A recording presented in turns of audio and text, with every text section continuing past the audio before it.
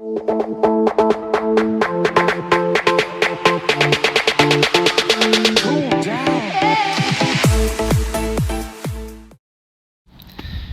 so how we're going to get this to work, I'm not entirely sure, but I have got an idea. So essentially, this tiny magnet in this bag is going to go on the shift lever. I'm thinking this sort of big flat section here that you can see is a good place to put it, but I need to make some sort of bracket to get it to move past the sensors.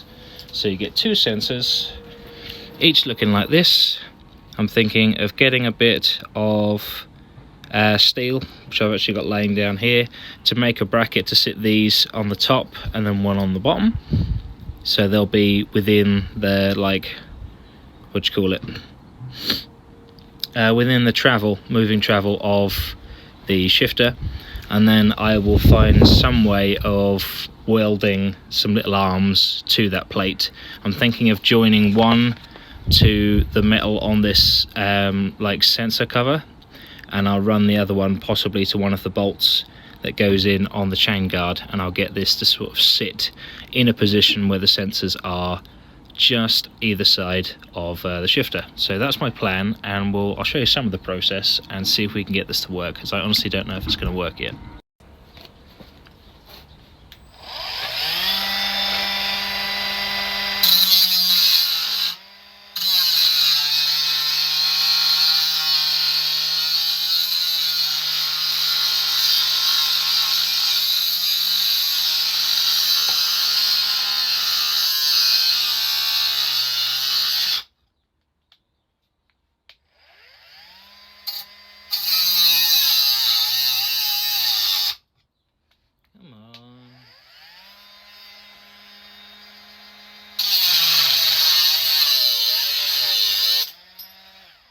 No time for a low battery.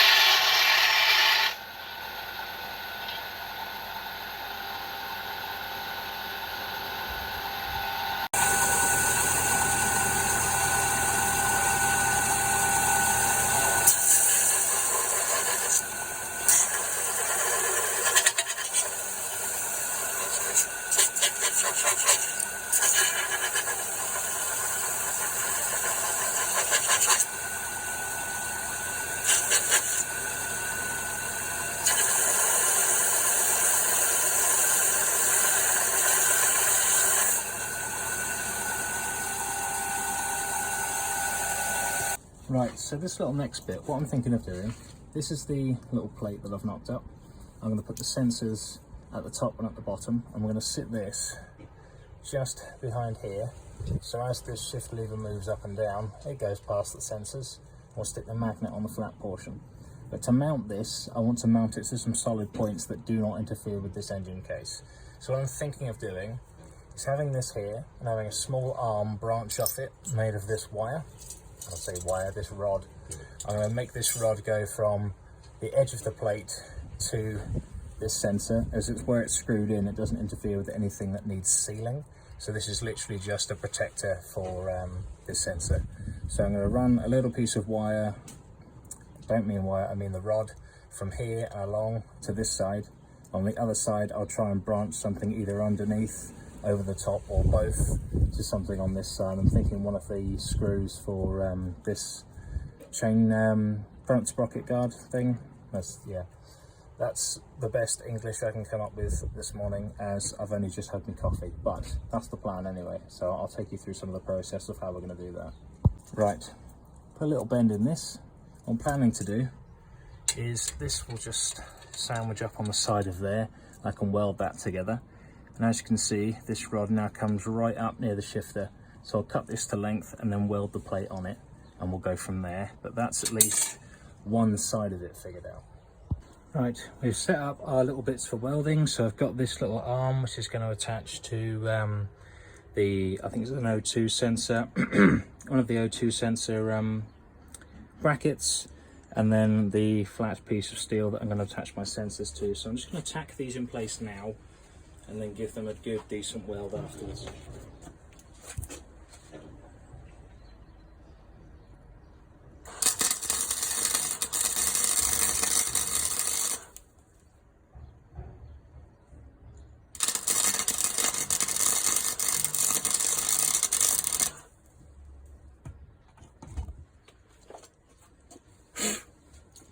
Definitely burnt the table, but you know what? It doesn't matter. Does not matter. You can see things a little bit better how that is now.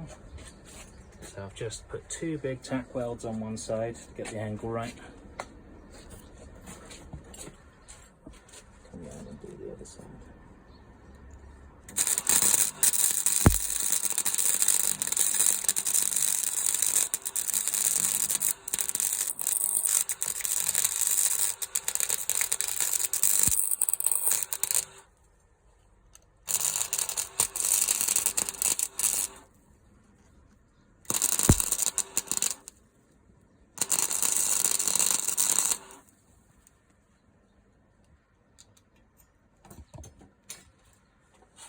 Well, as per usual, I've set something on fire. Not the first time, and it won't be the last. Behave yourself, would you? So the bracket we're going to be welding to is literally just this oxygen sensor, like guard thing.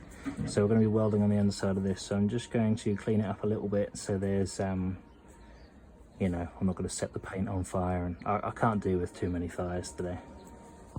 I think this is where having 2 hands would be really helpful. I've put a little green mark on here, so you can see that. There's a matching green mark on this to get me an idea of what angle this should sit at. So it needs to sit about there, but I don't know how I'm going to hold it and like weld it essentially, because my dead hand's not that very useful. So and we'll just have to improvise, I think. All right, let's see if we can get this done.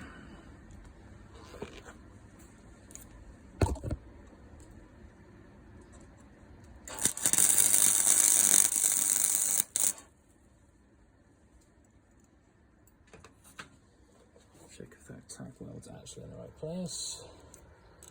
Bend it a little. Damn, I'll do that again. Let's see if I can actually do that again, because I really messed that one up.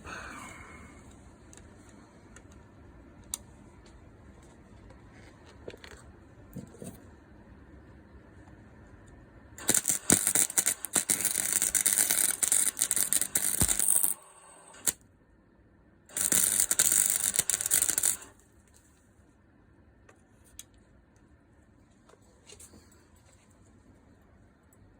Okay, I think it's actually in the right place this time, so I can get rid of that excess wire and do a couple more bulky welds.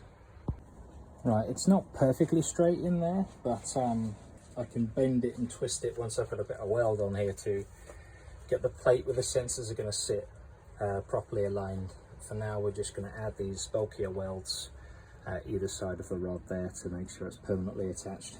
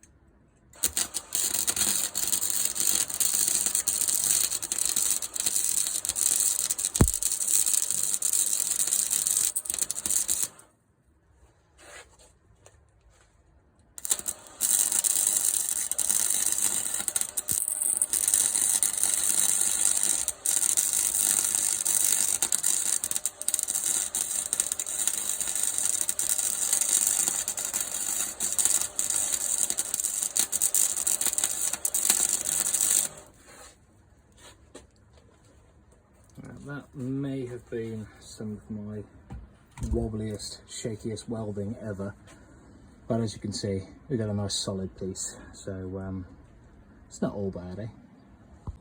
Right, so we've got the bracket, so this is the little arm, all welded on there. So what we're going to do is we're just going to bolt it back in place, get an idea of where it sits, and have a look at the sensors. So let's just start threading that in. To speed things up, I have got a driver just to get things where we want them.